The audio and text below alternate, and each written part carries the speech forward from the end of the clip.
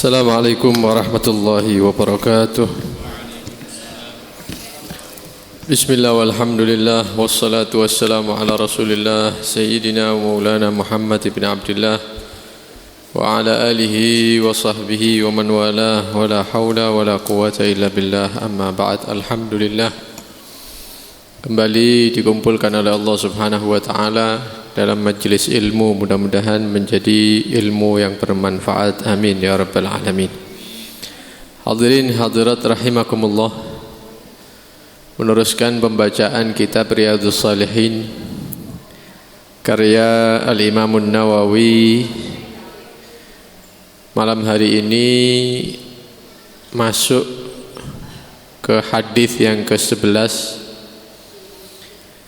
An Abil Abbas Abdullah bin Abbas bin Abdul Muttalib radhiyallahu anhuma an Rasulillah sallallahu alaihi wasallam fima yarwi an rabbih tabaraka wa ta'ala qala, dari Abil Abbas, yaitu beliau Abdullah putra daripada Abbas putra Abdul Muttalib radhiyallahu anhuma, mudah-mudahan Allah meridai Abdullah dan ayahnya Abbas. An Rasulillah sallallahu alaihi wasallam, meriwayatkan daripada Rasulullah sallallahu alaihi wasallam, fima yarwi an rabbih, daripada hadis yang beliau Rasul sallallahu alaihi wasallam meriwayatkan dari Tuhannya tabaraka wa ta'ala. Berarti ini hadis qudsi. Ini hadis qudsi. Qala, Allah subhanahu wa ta'ala menyatakan, innallaha katabal hasanat was sayyiat. Sesungguhnya Allah subhanahu wa ta'ala menulis, mencatat al-hasanat, kebaikan-kebaikan, wasayyiat, dan keburukan-keburukan. Allah memerintahkan al-hafadhah, malaikat-malaikat yang ada dalam diri manusia, untuk mencatat kebaikan-kebaikan, amal-amal yang baik yang sesuai dengan syariat. Juga memerintahkan para malaikat untuk mencatat as-sayyiat, keburukan-keburukan atau amal-amal yang buruk. Thumma bayyana dzalik, kemudian Allah subhanahu wa ta'ala menjelaskan kembali, faman hamma bihasanatin, maka barang siapa yang dia itu ada keinginan bihasanatin, melakukan satu kebaikan, falam ya'malha, tapi hanya rencana-rencana saja, belum diamalkan, maka katabahallahu, Allah subhanahu wa ta'ala akan mencatat, tabaraka wa ta'ala, indahu hasanatan kamilah, ditulis kebaikan yang sempurna, satu kebaikan yang sempurna. Ini masih rencana ya. Saya mau sholat jamaah, durung sholat ya, itu sudah ditulis satu pahala kebaikan. Saya mau hadir majelis ilmu, itu sudah, niat itu sudah ditulis kebaikan, sudah dicatat. Wa in hamma biha, dan jika seseorang ada keinginan, ada niat untuk melakukan kebaikan, fa'amila, dan dia berhasil mengamalkan, niat kemudian dilakoni sholat jamaah, niat hadir majelis ilmu, kemudian dia hadir di majelis. Jadi bukan sekedar niat saja, diamalkan, dipraktekkan, dibuktikan. Katabahallahu asyra hasanatin, maka Allah akan menulis bagi dia 10 pahala kebaikan. Kalau tadi satu, niat, durung kelakon saya. Tapi kalau sudah terjadi itu amal kebaikan, maka dicatat 10 pahala kebaikan. Ila sab'imi'ati dhi'fin, sampai 700 kali lipat. Jadi ini Allah bebas berkehendak memberi pahala berapa untuk hambanya, itu bebas. Cuman paling sedikitnya kalau kita melakukan kebaikan itu mendapatkan 10 pahala kebaikan. Itu minimal itu. Jadi dikalikan 10 sama Allah. Kalau mau dilipat gandakan lebih dari 10, yaitu kehendak Allah. Oh, ini misalnya hadir majelis dikalikan 10 pahalanya sama Allah. Ini 20, ini. Ada yang 700. Ila sab'imi'ati di'fin, sampai 700 kali lipat pahala. Ila ad'afin katsirah, bahkan kepada lipatan-lipatan yang lebih dari itu, yang banyak. Ini termasuk karunia ya, pemberian-pemberian Allah bebas. Allah mau ngasih siapa, mau mencegah siapa. Yang jelas kalau kita mengamalkan kebaikan, minimal kita mendapatkan 10 pahala kebaikan. Itu minimal, paling sedikit. Ini kalau niat yang baik kemudian dilakoni atau dikerjakan itu kebaikan. Tapi kalau sekedar niat saja belum terlaksana, tetap ditulis 1 pahala kebaikan. Bagaimana kalau itu rencana yang jelek, maksiat, pelanggaran agama? Wa in hamma bisayyi'atin, dan jika ada orang sudah ada rencana, ada kerentek, ada niat untuk melakukan maksiat. Dia mau keluar dari rumah nanti jam sekian, misalnya mau ketemu dengan lawan jenis yang haram bagi dia. Janjian ambil sama perempuan, atau perempuan janjian dengan laki-laki. Tapi belum terlaksana, ini masih rencana, masih nanti. Atau maksiat-maksiat yang lain. Ya. Misalnya nanti malam saya mau ngelihat sesuatu misalnya yang diharamkan sama Allah. Wis ono rencana sudah. Dan maksiat yang lainnya. Falam ya'malha, tapi dia tidak mengamalkan. Cuman rencana dalam hati. Katabahallahu indahu hasanah kamilah. Niat yang tidak terjadi tadi itu ditulis 1 pahala kebaikan sama Allah. Kenapa? Wurung, tidak jadi maksiat. Tapi wis ono niat. Ternyata tidak diamalkan sama dia. Itu dikasih 1 pahala. Dikasih 1 pahala yang sempurna oleh Allah. Wa in hamma biha, dan jika dia ada niatan untuk melakukan keburukan, maksiat, fa'amila, dan dia mengamalkan. Kok bengi nanti malam saya mau melihat sesuatu yang diharamkan, dilakoni sama dia, terjadi. Katabahallahu sayyi'atan wahidah, maka ditulis 1 keburukan atau 1 pelanggaran sama Allah, 1 tok. Ini termasuk rahmat Allah Subhanahu wa taala kepada kita berkat Nabi Muhammad sallallahu alaihi wasallam. Karena ini diberikan hanya khusus kepada umat Nabi. Coba kita bayangkan, ada orang niat tapi belum beramal kebaikan, itu sudah ditulis pahala sama Allah.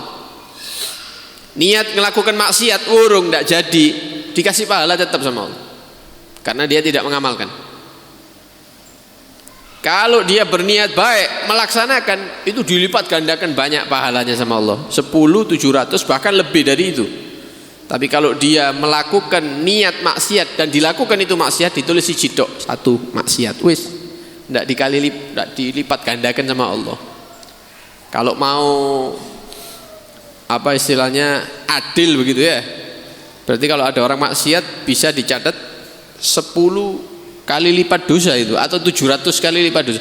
Tapi Allah tidak seperti itu kepada umat Nabi Muhammad sallallahu alaihi wasallam. Ini rahmat Allah kepada kita berkat Nabi Muhammad sallallahu alaihi wasallam. Nanti di akhir akan kita ceritakan sedikit daripada perawi hadisnya. Dalam hadis ini kita sedikit tahu karamullah, ya, dermawannya, baiknya Allah kepada hambanya, khususnya umat Nabi sallallahu alaihi wasallam. Jadi setiap manusia ini ada petugas-petugas malaikat yang ditugaskan oleh Allah Subhanahu wa taala untuk mencatat semua amal kita sekecil apapun. Jadi Allah Subhanahu wa taala itu menugaskan para malaikat di setiap diri manusia ini, yaitu tugas mencatat semua amal yang kita lakukan. Karena itu di Al-Quran dikatakan wa ma yalfidhu min gaulin illa ladaihim raqibun atid. Tidak ada satu kata, satu ucapan yang diucapkan oleh manusia ini kecuali itu semua disaksikan dan dicatat oleh malaikat raqib atid. Tugasnya memang untuk mencatat. Tujuannya apa? Supaya nanti Allah membalas setiap manusia sesuai dengan amalnya. Jadi perkara-perkara yang remeh itu bisa dimanfaatkan oleh orang nanti untuk mengambil pahala kita atau transfer dosa kepada kita. Contoh misalnya, ada seseorang kencing di temboknya orang. Mungkin bagi dia itu enteng, remeh. Tapi nanti di akhirat akan dicari-cari itu permasalahan itu. Yang punya rumah bisa nuntut. Kenapa? Dia saat itu butuh-butuhi pahala. Dia akan menyatakan, ya Allah, ini pernah ngencingi rumah saya tidak terima. Pahalanya dia tak ambil. Kalau tidak ada pahala, dosa saya tak kasihkan sama dia. Loh, sing enteng-enteng itu nanti ditolek-toleki sama manusia itu. Karena memang hari butuh untuk selamat begitu. Setiap orang butuh untuk selamat. Ada tanaman di rumahnya orang misalnya, kelor, apa misalnya. Ada satu lihat metik, walaupun satu, itu nanti dituntut nanti sama orangnya. Ibu-ibu misalnya njupuk kelore wong. Ini kalau tidak diizini sama tetangganya, mungkin musuhan misalnya. Delok, oh nang luar kota musuh nih, dijupuk kelore. Ini bisa dituntut nanti. Kalau diizini tidak apa-apa. Kalau tidak ada izin, ini bisa jadi penyebab nanti tuntutan di akhirat. Semua amal yang kecil akan dipermasalahkan nanti. Kalau itu dosa antar manusia dengan manusia. Tapi dosa kita dengan Allah, insya Allah kalau kita tobat diampuni sama Allah. Tapi kalau urusan sama manusia, tidak gampang. Karena itu jangan gampang salah sama manusia. Dijaga. Tetangga, keluarga, kerabat, saudara, semuanya. Ojo sampai keliru habis menungso. Nanti bisa dituntut di akhirat nanti. Itu perkara yang kecil. Apa meneng sing gede? Ya, lebih besar nanti permasalahannya. Jadi dicatat semua amalnya manusia supaya Allah nanti membalas sesuai dengan amalnya. Sebenarnya Allah Subhanahu wa taala itu sudah mengetahui semuanya, semua hal ini ya. Tapi Allah mengajarkan kepada para malaikat cara mencatat amal hambanya ini. Karena itu disebutkan tadi itu ya, kalau dia itu ada kerentek, ada niatan melakukan kebaikan, tidak sempat dia melakukan kebaikan, maka tetap dicatat kebaikan. Tapi sing temen ya, yang betul itu niatnya. Lek pura-pura, ya Allah lebih tahu. Ya, aku lek bengi iki oleh duit 1 miliar tak kekno masjid kabeh, goro ndak dapat ya. Wis tak mungkin itu ya. Kowe enak beb lek ngono beb, tak niat-niati macam-macam wis cek oleh pahala. Ya Allah lebih tahu kita niat itu benar apa enggak. Ya dikei temenan kok metune mek 1.000 misalnya ya. Tapi kalau dia berhasil mengamalkan itu kebaikan, maka dilipat gandakan pahalanya oleh Allah Subhanahu wa ta'ala. Karena itu di dalam Al-Quran Allah Subhanahu wa ta'ala berfirman, mathalul ladzina yunfiquna amwalahum fi sabilillah. Permisalan orang yang menginfakkan hartanya di jalan Allah Subhanahu wa ta'ala, Kamatsali habbatin, itu seperti perumpamaan satu benih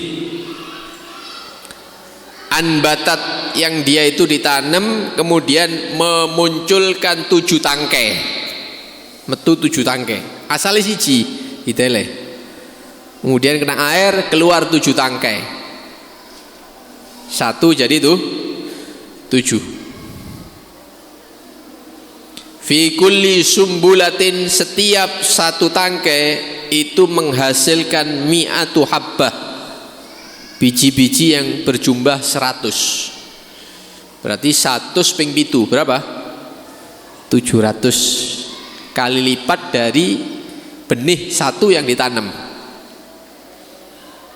Wallahu yudha'ifu liman yasha. Allah itu akan melipat gandakan pahala bagi hamba-hamba yang Allah kehendaki. Wallahu wasi'un alim. Allah itu maha luas pemberiannya. Jadi lek ana wong nglakoni amal satu, itu bisa dibalas 700 kali lipat sama Allah. Seperti orang yang menanam satu benih di lebokno tanah, kemudian keluar 7 tangkai, satu tangkai isinya 100 biji. Berarti dari satu benih dia mendapatkan 700 biji beras misalnya. Itu permisalan Allah melipat gandakan pahala hambanya. Kita mengeluarkan misalnya untuk masjid, untuk musola, untuk pembangunan madrasah, pondok pesantren dan lain-lainnya. Kita keluarkan uang misalnya 100.000, itu bisa dicatat 700 kali lipatnya sama Allah. Dan Allah itu bebas mau melipat gandakan pahala hamba siapapun, bebas, karena pemberian Allah itu wasi', sangat luas. Karena itu tidak ada yang bisa membatas-batasi. Oh lek fulan pahalai sakmene, lek aku akeh, ndak. Itu urusannya Allah, tergantung daripada ikhlasnya dia, kesungguhannya dia di dalam beramal, dan totalitas kesempurnaan ketika amal, khusyuknya, ya, hatinya hadir ketika sholat dan seterusnya, ketika baca Quran. Disitulah akan Allah melipat gandakan dengan bilangan yang sangat banyak. Nah, dari hadis ini kita bisa mengambil beberapa poin penting. Pertama, pembelian Allah itu luas. Jangan sampai kita berpikir Allah itu kalau membales sakmono sedikit, enggak. Tapi yakin apa yang kita keluarkan itu tidak ada bandingannya dengan balasan Allah nanti. Ya, tokno duit misalnya, wis akeh sing tak tokno iku, ndak ada akeh. Nanti ketika kita melihat balasannya ternyata sedikit, tidak sebanding. Oh ternyata 100.000 dibales sekian kali sama Allah. Rungono biyen tak kabeno, tapi selat.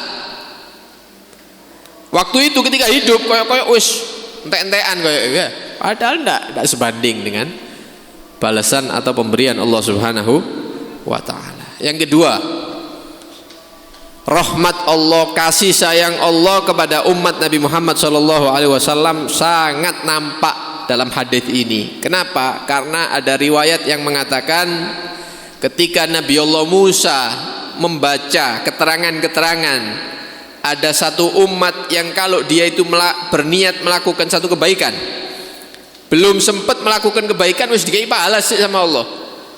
Kalau dia berhasil mengamalkan kebaikannya, dilipat gandakan 10, 700, bahkan lebih dari 700 kali lipat. Kalau niat elek, Wurung ini bukan karena wurung sepeda motor rusak loh ya. Wurung memang digagalkan karena dia takut sama Allah.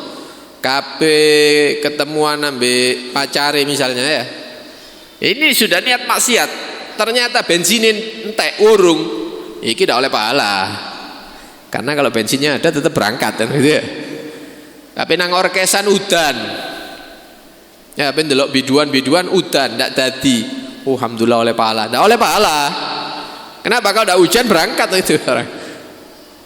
Tidak mengamalkan itu karena dia memang membatalkan. Tidak tak lakoni. Nah itu yang dapat pahala. Tapi kalau dia niat maksiat, melakukan maksiat, maka ditulis hanya satu sama Allah, tidak dilipat gandakan.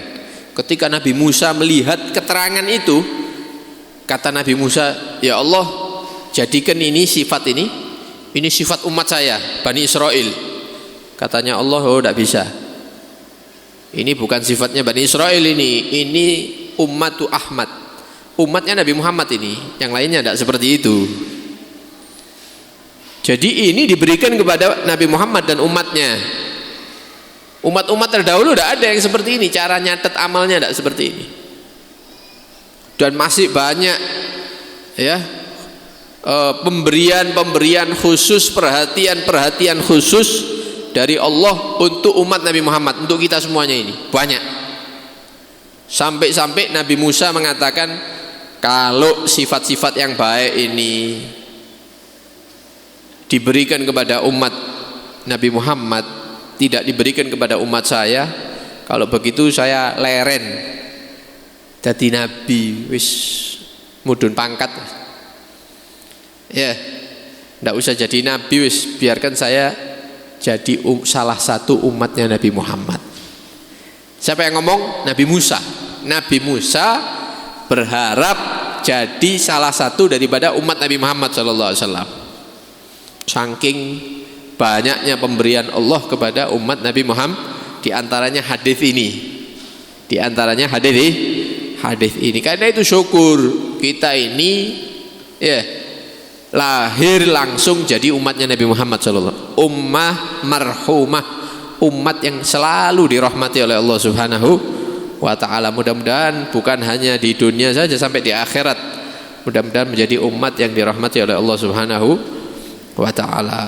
Dan kalau kita mau mikir, kalau kita tidak dikasih aturan seperti ini sama Allah, masalah amal ini, ya akeh maksiat. Maksiatnya kita berapa, taatnya kita berapa. Kalau cara nyatetnya tidak seperti ini, ya kalah, wis pasti neraka ya, wis pasti. Wong maksiate akeh, ya tobatnya ya diundur-undur kan begitu. Maksiat. Misal Allah buat aturan, umatnya Nabi Muhammad lek niat ngelakoni api, ngelakoni 10, 700 atau dilipat gandakan lebih. Misal ini. Lek ngelakon niat maksiat kemudian ngelakoni sama 10 kejelekan atau 700 kali atau lebih, ya buyar wisan wong akeh maksiate. Lebih banyak maksiatnya. Karena itu aturannya dirubah sama Allah. Kenapa? Rahmat, kepingin kita semuanya masuk surga Allah Subhanahu wa ta'ala. Karena itu kalau sudah dirahmati, jangan memaksa diri untuk jauh dari rahmat Allah. Kita ini sudah distempel sama Allah, umat yang dirahmati.